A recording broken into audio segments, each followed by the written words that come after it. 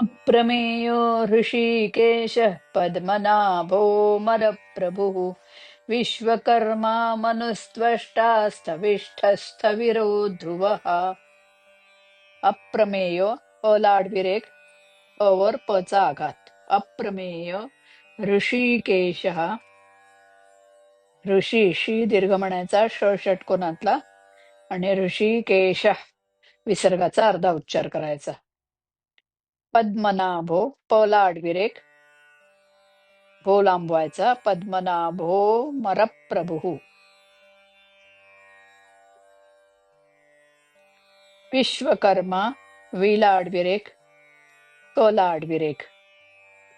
मनुस्त्वष्टा नु आणि त्व दोन्ही लाडविरेक. मनु नंतर स अर्धा म्हटला. मनुस्त्वष्टा त्व लाडविरेक. स्थविष्ठ वी लाडविरेक आणि ठ नंतर जो विसर्ग आहे त्याचा त्याच्याऐवजी स चा अर्धा उच्चार करायचा. स्थविष्ठ स्थविरो ध्रुवः. अप्रमेयो हृषीकेशः अप्रमेयो हृषीकेशः पद्मनाभो मरप्रभुः पद्मनाभो मरप्रभुः.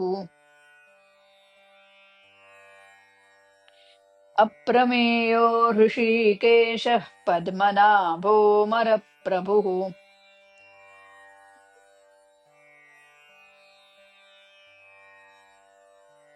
अप्रमेयो हृषीकेशः पद्मनाभो मरप्रभुः.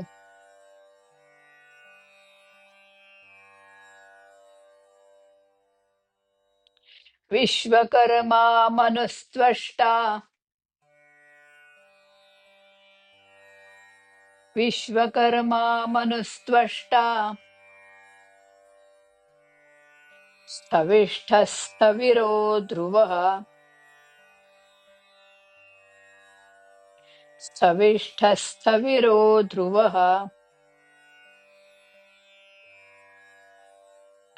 विश्वकर्मा मनुस्त्वष्टा स्थविष्ठस्थविरो ध्रुवः.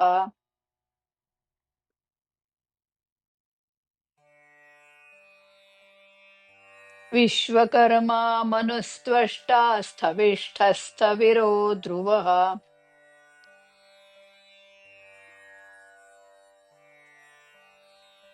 पूर्ण श्लोक.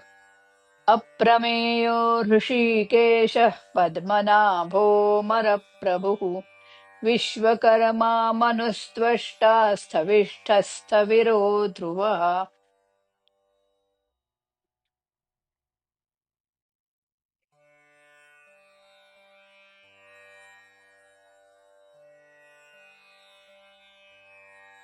अप्रमेयो हृषीकेशः पद्मनाभो मरप्रभुः विश्वकर्मा मनुस्त्वष्टा स्थविष्ठस्थविरो ध्रुवः.